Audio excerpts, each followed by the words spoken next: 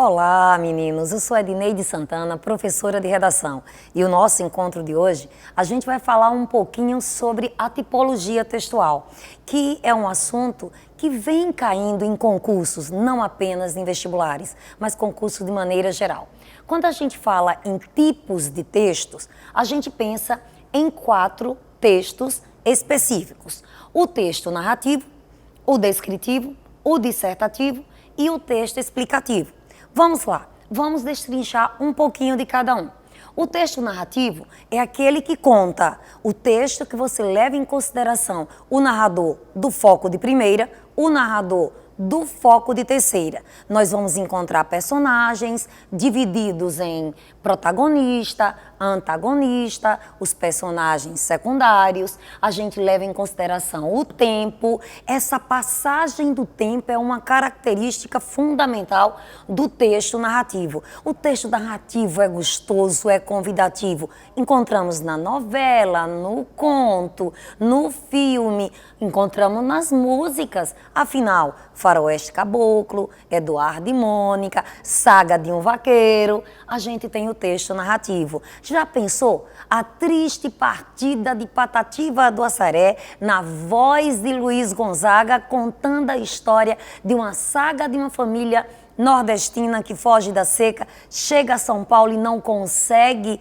retornar? A gente tem o texto narrativo. Então, esse narrativo do foco de primeira, que você faz parte. O narrativo do foco de terceira, que você apenas conta. E quando você conta, você assume o papel de narrador ou narrador observador, que apenas observa, ou o narrador, aquele que sabe, aquele narrador onisciente que emite juízo de valor. Essa é a dica do texto narrativo. Como identificar um texto narrativo com essa passagem das ações. O texto descritivo é aquele texto que cria um retrato, que foca nas características. Então, quando a gente ouve uma música que diz tô vendo tudo, mas bico calado faz de conta que sou mudo. Moro em um país que crianças elimina, que não ouve o clamor dos esquecidos, que os humildes sempre são ouvidos. Olha o nosso texto descritivo aí. A gente tem a descrição objetiva, a gente tem a descrição subjetiva. Então, a descrição objetiva, alto, baixo, gordo, magro. A descrição subjetiva, aqueles olhos de capitu, olhos de ressaca, olhos de cigana oblíqua e dissimulada. Então, a gente tem o texto descritivo aí na forma subjetiva. E seguindo um pouquinho mais, a gente vai chegar ao texto dissertativo. Esse é o nosso preferido, é o preferido dos preferidos.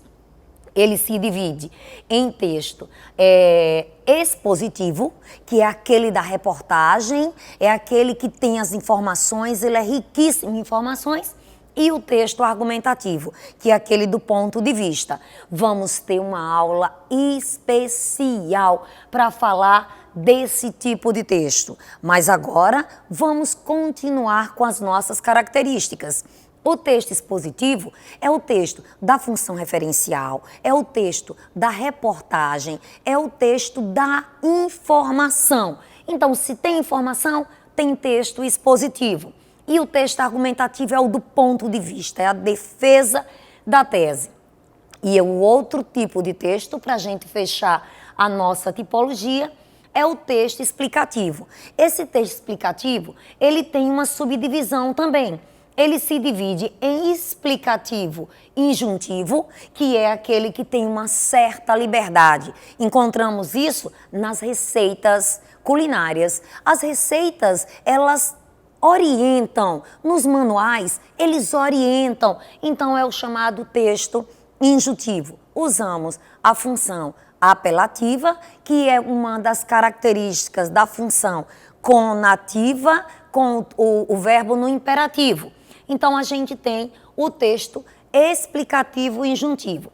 Já o texto prescritivo, ele é explicativo, só que é aquele texto que não dá liberdade, ele tem uma determinação, ele tem um padrão. E onde a gente encontra esse texto? A gente encontra esse texto nas leis. Tanto é que tem a máxima que diz, certo, que lei não se contesta, lei se cumpre. É claro, exatamente por quê? Porque é determinado, não é uma sugestão, é uma ordem, é uma determinação. Então vamos lá, recapitulando, a gente tem o texto narrativo, que é aquele que conta, a gente tem o texto descritivo, que é aquele que aponta. A gente tem o texto dissertativo, que se divide em dois, o expositivo centrado na informação, o argumentativo centrado na opinião. A gente tem o explicativo, que é injuntivo, aquele da receita, faça, leve, pegue. Aí a gente tem uma liberdade. Então eu tenho os manuais, eu tenho a receita culinária, eu tenho o horóscopo, as orientações. E eu tenho o explicativo injuntivo, que é aquele ligado à determinação. Então, se determina, não muda, é um contrato, é uma lei, é uma cláusula jurídica, nós encontramos nesses textos. Você vai conseguir identificar facilmente essas características, até porque as questões vêm associadas com a parte interpretativa. A primeira parte da questão é a identificação técnica do texto, a segunda parte é uma interpretação que você vai encontrar dentro do próprio texto e vai ajudar a eliminar algumas alternativas. Na sequência do nosso encontro de hoje, a gente quer lembrar a vocês da questão dos níveis de linguagem, que também tem caído constantemente em vestibulares. Quando a gente fala em níveis de linguagem, a gente pensa logo no nível da linguagem culta e no nível da linguagem coloquial. Esse nível da linguagem culta é aquele que segue o padrão gramatical, é aquele que segue as normas gramaticais. Então, é aquele da educação, é aquele da escola, é aquele da prova, é aquele do concurso.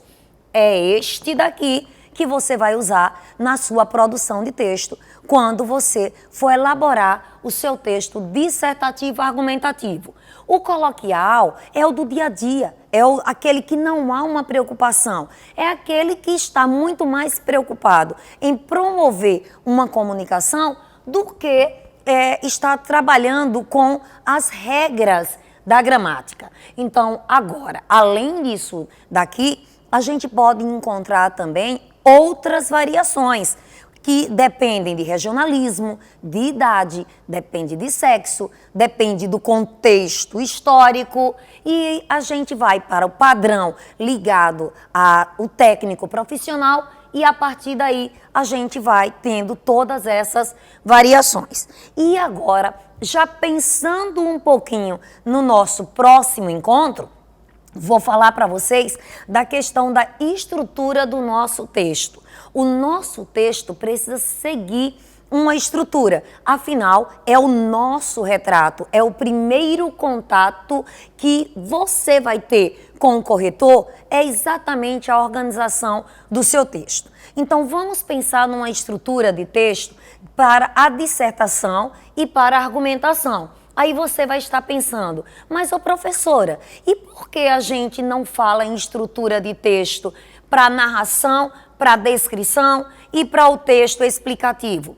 Porque normalmente vocês produzem um texto dissertativo e argumentativo. Então vamos lá, vocês vão produzir um texto que você vai colocar informações, e essas informações elas vão servir para consolidar uma opinião que você tem. E como você vai estruturar esse texto? Você vai estruturar esse texto dividindo esse texto em 3 partes. A primeira parte, você vai fazer a introdução do seu texto, e essa introdução você vai dividir basicamente em 2 elementos. O primeiro elemento que você vai dividir é o tema, depois você vai colocar a tese. E aí, o tema é simplesmente o assunto focado em um ponto. A tese é a sua opinião. E a segunda parte que a gente tem é o desenvolvimento desse dessa introdução. Aí você vai ficar pensando o seguinte, aqui o que é que eu faço? Eu faço a minha explicação. É aqui que eu vou colocar as informações que eu falei que o texto dissertativo me apresenta.